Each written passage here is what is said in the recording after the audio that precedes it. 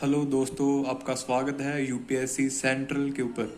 आज हम फिर से करेंगे UPSC mains daily answer writing. इसमें हम समझेंगे कैसे हमने स्ट्रक्चर बनाना है, कैसे हमने करंट अफेयर्स को ऐड करना है, एग्जांपल्स देनी है, ठीक है, उसके बारे में। आपने घर पे लिख के देखना है खुद। जब तक आप खुद नहीं लिख के देखोगे वो बात नहीं बनेगी। सिर्फ वीडियो देखने से आपने अपने दिमाग को हाथ के साथ पूरे अच्छे से लाइन कर लेना है, तो फिर जाके बात बनेगी। क्योंकि वहाँ पे फिर कंटेंट निकल ही नहीं पाता जब हम मेन से लिख रहे होते हैं या सोचते हैं कि यार अब क्या आएगा, क्या लिखें, है ना, कहाँ से कौन सा पॉइंट ऐड करें, लिंक करें। आपने घर पे लिख के देखना है। सबसे बड़ी जो अपनी मुश्किल है इसी चीज़ से दूर हो जाएगी। शुरू करते हैं। क्वेश्चन हमारा है, explain the factors responsible for the occurrence of Indian monsoon. How does it influence the Indian economy. ठीक है, कि क्या कुछ रिस्पॉन्सिबल होता है इंडियन मानसून के लिए, एंड फिर वो हमारी इंडियन इकोनॉमी को कैसे इन्फ्लुएंस करता है। इसमें हम देखिए इंट्रोडक्शन पहले कोई करंट की दे सकते हैं, सरकार ने कोई इनिशिएटिव लिया था उससे ले सकते हैं। ठीक है, तो स्टैटिक से अभी आप उठा सकते हो, ज्योग्राफी से। यहाँ पे ऐसा इंट्रोडक्शन नहीं डालनी आपने, ठीक है, कहीं इंट्रोडक्शन डाल दो तो आप शुरू कर सकते हो कि the Indian monsoon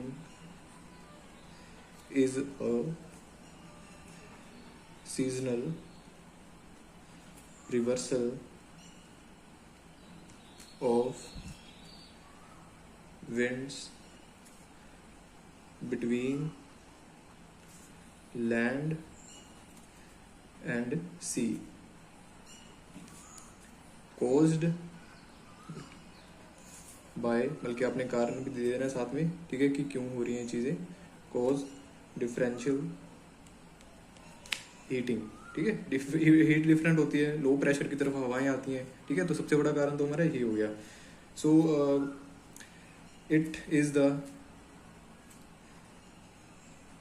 life line of Indian economy.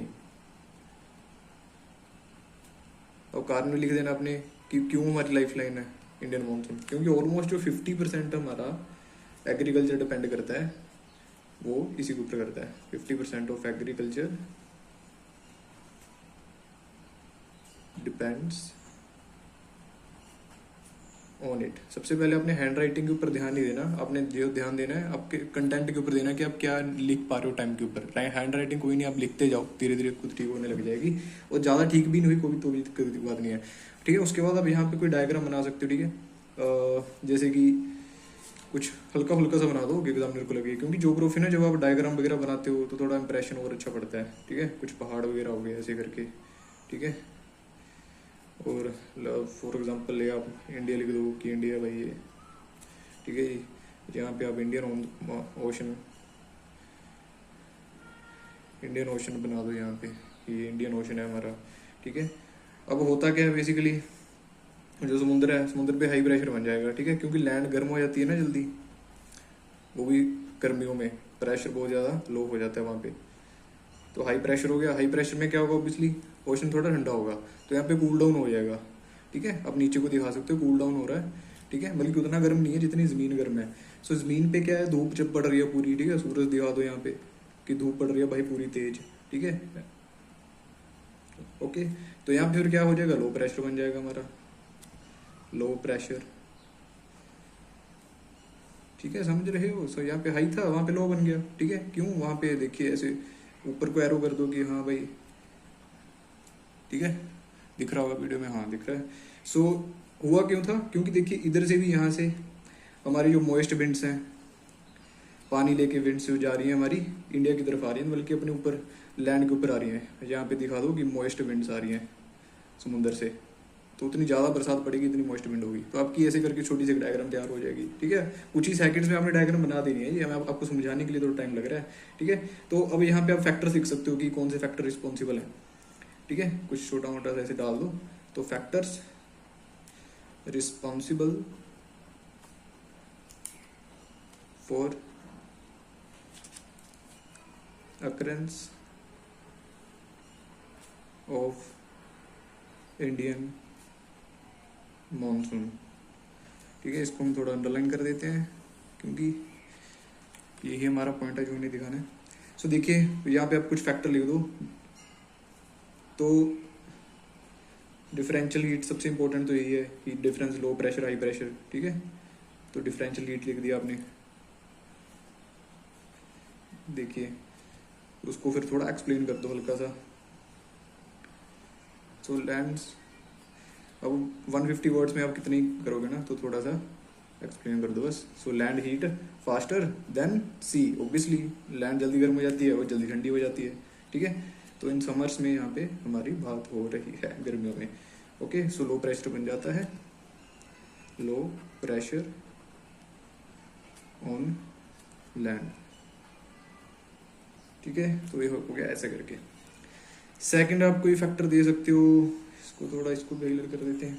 ITCZ, ITCZ 7-8 minute में पूरा कर देना आपने 150 वर्ड्स का वहाँ पे, ठीक है। इतनी ज़्यादा प्रैक्टिस करो, अपने हाथ को पूरा लाइन कर लो दिमाग के साथ। सो इस पे भी आप कारण दे दो कि द अपनी जो inter tropical convergence zone shift कर जाता है हमारा नॉर्थवर्ड, ठीक है, ऊपर को चला जाता है northwards with the apparent movement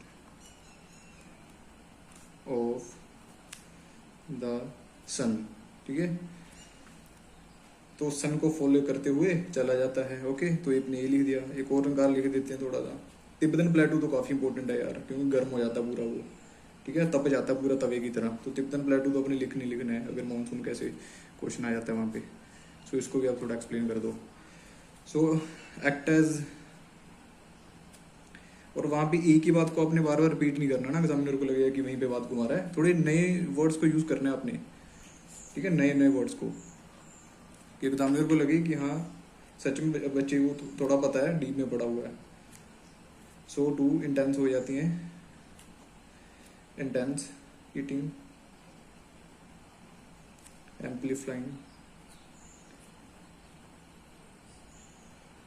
the low pressure, ठीक है। लो प्रेशर और ज्यादा बन जाता है, इतना ज्यादा गर्म हो जाता है वो।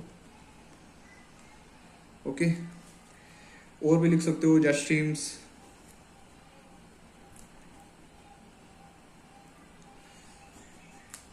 तो जेट स्ट्रीम बता सकते हो विद्रोल ऑफ सब tropical westerly jet,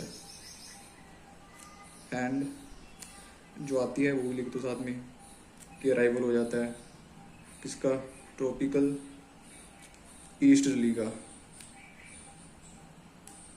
easterly jet.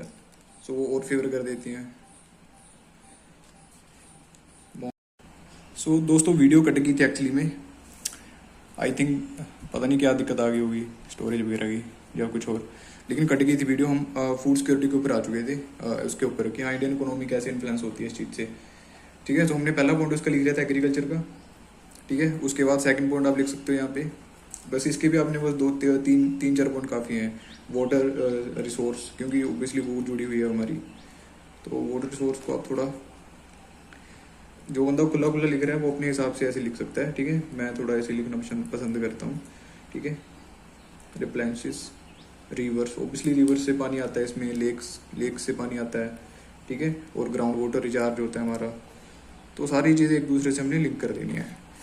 उसके बाद यहाँ तक हो गया हमारा। अब इधर का पेज वो भी थोड़ा, क्योंकि अभी थोड़े 2-3 पॉइंट और लिख लेते हैं हम। आ रही है वीडियो? यस आ रही है। सो इसमें हम और क्या कर सकते हैं, इंडस्ट्री के ऊपर ऑब्वियसली इफेक्ट पड़ेगा। सो आपको समझा रहा हूँ मैं साथ साथ, ठीक है। तो थोड़ा टाइम लग रहा है, लेकिन आपने ऐसा नहीं करना कि मैं इतने टाइम में लिख रहा हूँ तो आप भी उतने टाइम में लिखो, ठीक है। सो थोड़ा आपने 7-8 मिनट के अंदर ही रखना है 150 वर्ड्स के क्वेश्चन को, ठीक है जी। इंडस्ट्रीज एंड एनहेंसेस, वैसे आप थोड़ा छोटा भी बना सकते हो, ठीक है, क्वेश्चन को, क्योंकि आपने पहले से डायग्राम अच्छी सी बना दी है वहाँ पे, ठीक है। अगर और लिखना आपने और भी लिख सकते हो, तो वैसे इतने काफ़ी हैं। अब यहाँ पे हम कंक्लूजन लिख लेते हैं।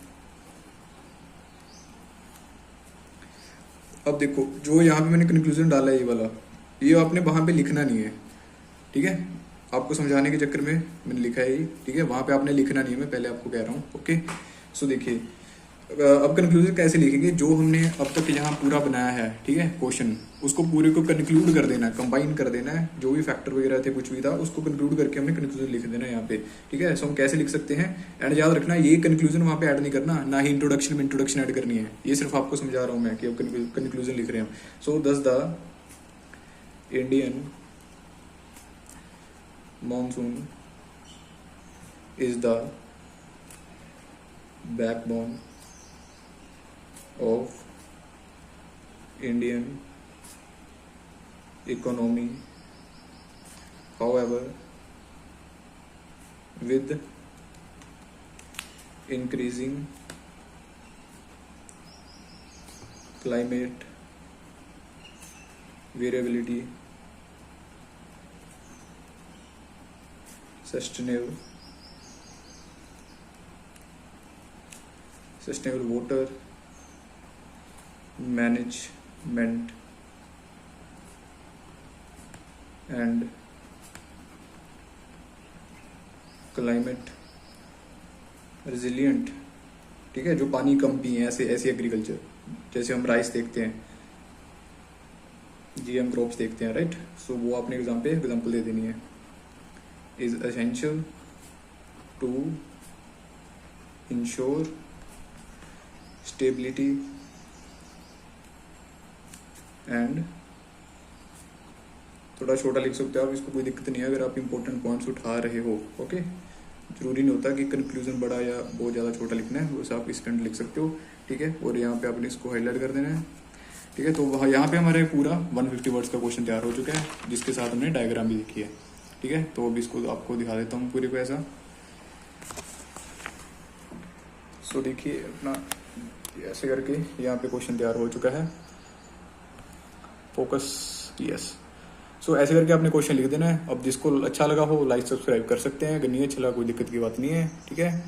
सो चलते हैं दोस्तों, अपने पूरी मेहनत करनी है, ठीक है, मेंस में पीछे नहीं रहना। सो शुक्रिया।